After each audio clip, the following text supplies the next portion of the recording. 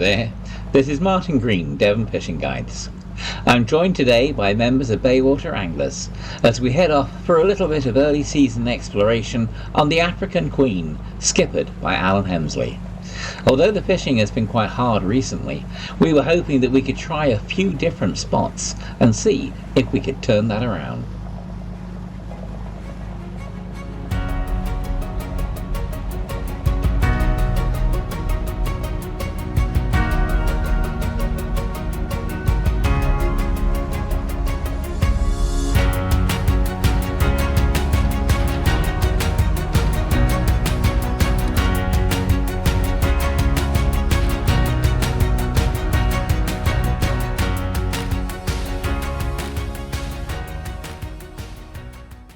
The first spot that we tried was a little bit quiet, with several other boats there for a while before heading off into pastures new. We stuck it out for an hour or so, with Brian bending into a couple of small spotted cat sharks and a bullhuss. But then, just as we were going to leave ourselves, John's rod bent into a fish that managed to get the line wrapped around an underwater obstruction. It felt a decent fish, but getting it free was another matter entirely.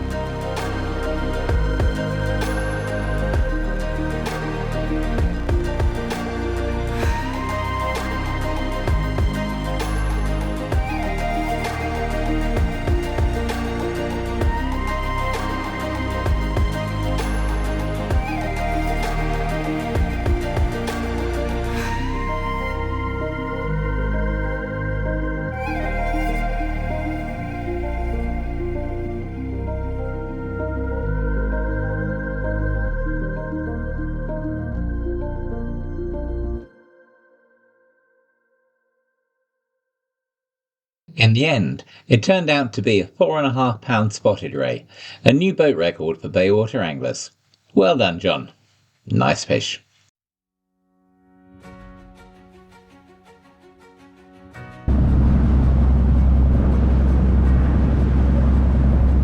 Yeah, no, I was pleased with that.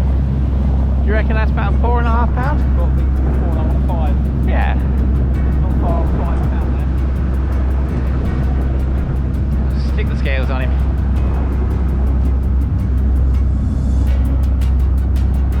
It's definitely the biggest one in there.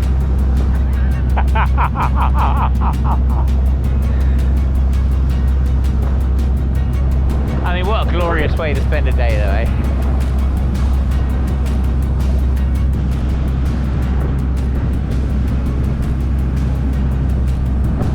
That's the one I like. Storm Naturistic Wild Eye Sand Eel. What's that? A Storm Naturistic Wild Eye Sand Eel. But I've had a lot of bass on them, and pollock like them too. Yes. First drop down, first pollock.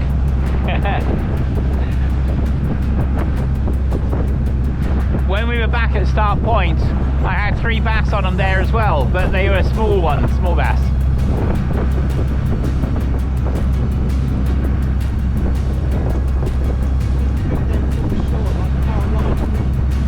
You can spin with them like a Carolina rig. I mean, I hate calling it the Carolina rig because, to be honest, it was just known as the spinning rig back when I was a child. It's just people like putting their own spin on these things.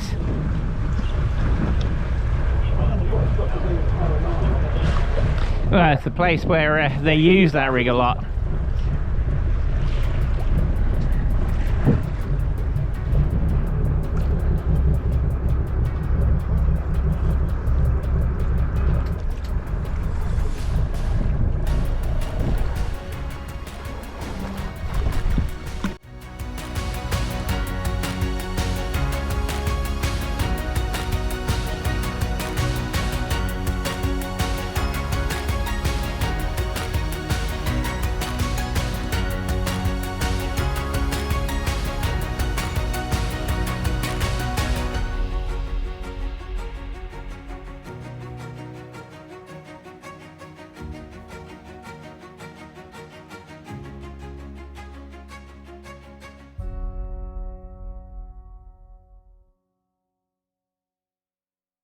When you're using the flying collar rig, you drop down to the bottom and then immediately start to reel back up, maintaining a steady pace.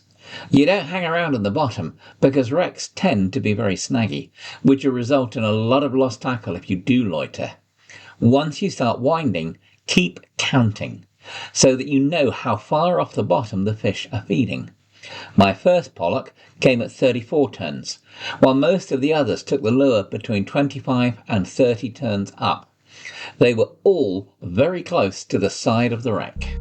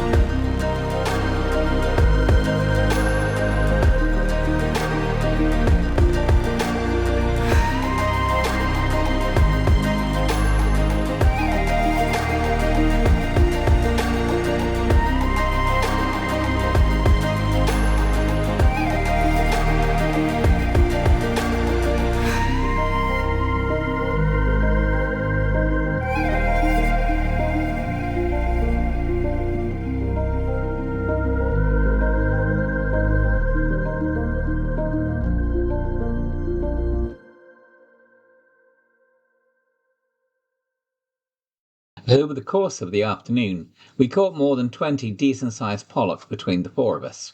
Then Brian's rod, nearly on the last knockings, gave a much more determined pull. From the fight, it was clear that this was a better fish.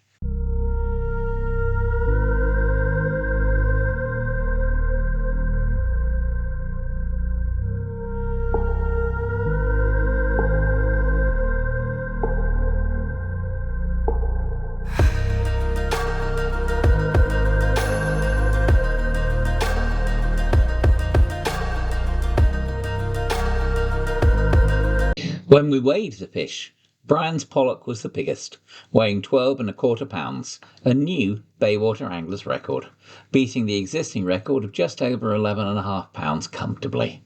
Well done, Brian. Nice fish.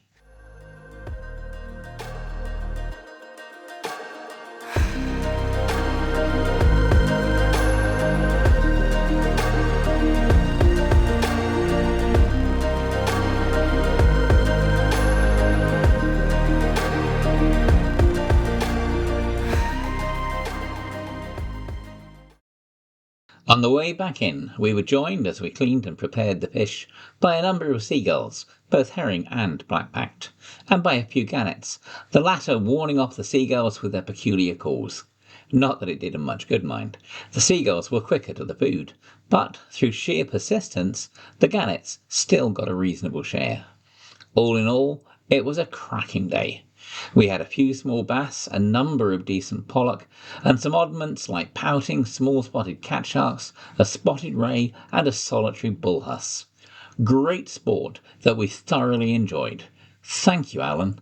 We'll be back.